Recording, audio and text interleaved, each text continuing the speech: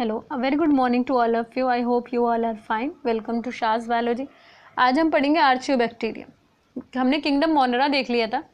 Kingdom Monera के अंदर जो पहला किंगडम है वो किंगडम मोनेरा के अंदर जो आपका सब किंगडम है वो बेसिकली क्या है, आपका आर्चियोबैक्टीरिया. यानी बैक्टीरियाज भी जो डिवाइड हुए हैं वो किस में हुए हैं, उनमें से एक डिवीजन है आपका आर्चियोबैक्टीरिया. चलिए तो आज इसके बारे में जानते हैं. Archaeobacteria known to be the oldest living organism on earth. यानी दुनिया में आर्चियोबैक्टीरिया बहुत पुराने हैं.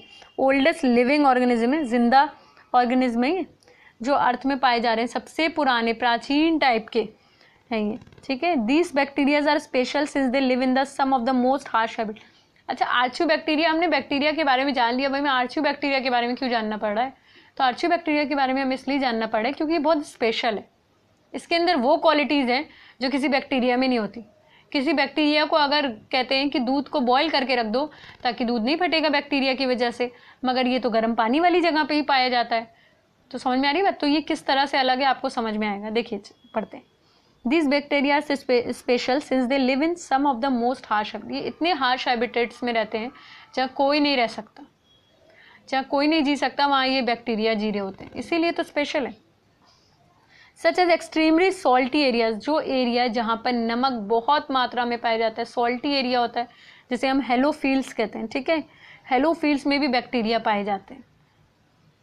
जबकि कहते हैं कि जो अचार वगैरह होते हैं उसके अंदर बैक्टीरिया नहीं लगते, अचार खराब नहीं होते, नमक डाल दो तो देख लीजिए, ये उसका एग्जाम्पल है. हम तो कहीं भी पैदा हो जाएंगे, हमारा क्या बिगाड़ लोगे तुम नमक से. ठीक है. तो ये हेलोफिल्स में आ गए. उसके बाद आते हैं हॉट स्प्रिंग्स में. हॉट स्प्रिंग मतलब थर्मो एसिडोफिल्स. ऐसे बैक्टीरिया जो गर्म पानी के झरने में पाए जाते हैं वो कहलाते हैं थर्मो एसिडोफिल्स. और ऐसे बैक्टीरिया जो सॉल्टी एरियाज में पाए जाते हैं वो हेलोफिल्स कहते हैं. ठीक है. ये हॉट स्प्रिंग में ही पाए जाते हैं. लोग गर्म पानी के झरने में नहा रहे, बैक्टीरिया को पानी गर्म करके पी लो तो बैक्टीरिया खत्म हो जाते हैं.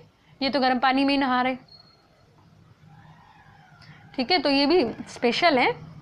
अब चलिए मार्शी एरियाज में. मार्शी एरियाज मतलब जहाँ पे जिन्हें मिथनोजेंस कहते हैं, जहाँ पे मीथेन बहुत ज़्यादा पाई जाती है. दलदली एरिया होता है. कैसा होता है? दलदली एरियाज होता है वो मार्शी एरिया. वहाँ पर भी ये बैक्टीरिया पाए जाते हैं. ठीक है. मिथनोजेंस. आर्चियोबैक्टीरिया डिफर फ्रॉम अदर बैक्टीरिया. क्यों अलग है ये बाकी बैक्टीरिया से? क्या रीज़न है अलग होने का? कोई स्पेशल कुछ खा लेते हैं क्या? नहीं.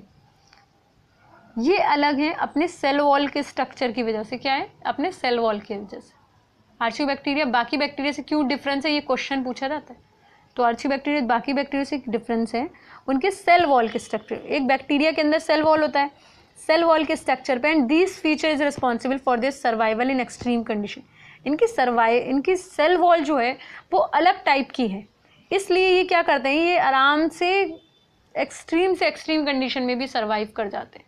तो क्वेश्चन का आंसर है कि भैया ये कैसे जिंदा रह जाते हैं, क्योंकि इनकी जो सेल वॉल होती है वो बहुत ही अलग तरह की होती है. तो आंसर मिल गया.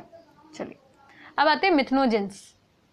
मिथनोजेंस are present in the gut. ये जो बैक्टीरियाज होते हैं, ये जो चौपाए नहीं होते, चार पाए वाले जानवर, कैटल्स जो होते हैं वगैरह, उन सबके पेट में पाए जाते हैं, उनकी बॉडी में होते हैं. ठीक है. ऑफ सेवरल रूमिनेंट्स एनिमल, मैंने बताया जो रूमिनेंट्स एनिमल होते हैं जैसे काऊ, बफेलोज, इन सब की बॉडी में पाए जाते हैं. ठीक है. Responsible for the production of methane biogas from the Dang of these animals. जो गोबर होता है ना उसके अंदर ये पाए जाते हैं बेसिकली मीथेन. ठीक है. और ये क्या प्रोड्यूस करते हैं? बायोगैस बनाते हैं. किस गैस को प्रोड्यूस करते हैं? मीथेन को प्रोड्यूस करते हैं डंक of these animals. In animal की वजह से, इन एनिमल से, इनके गोबर से, डंक ऑफ दीज एनिमल्स से. ठीक है. तो आई होप आपको ये दोनों बैक्टीरिया समझ में आए होंगे, मिथनोजेंस और आपके आर्चियोबैक्टीरिया, कि इनमें क्या डिफरेंस है. आर्चियोबैक्टीरिया और मिथनोजेंस में डिफरेंस क्या है. तो आई होप आपको ये लेक्चर समझ में आ गया होगा. कल हम पढ़ेंगे यू बैक्टीरिया के बारे में. यू बैक्टीरिया क्या होते हैं.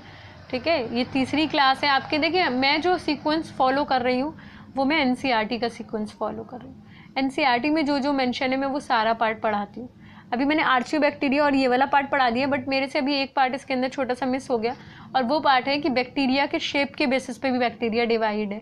कोकी, जो आपके स्पाइरल, विब्रियो, ठीक है, कोकई, बेसिलस, ये सारे जो पार्ट्स में डिवाइड है ना, ये जो शेप्स में डिवाइड होकर बैक्टीरिया का जो क्लासिफिकेशन है उसको पढ़ना मेरे से रह गया. आर्चियोबैक्टीरिया हमने पहले पढ़ लिया है.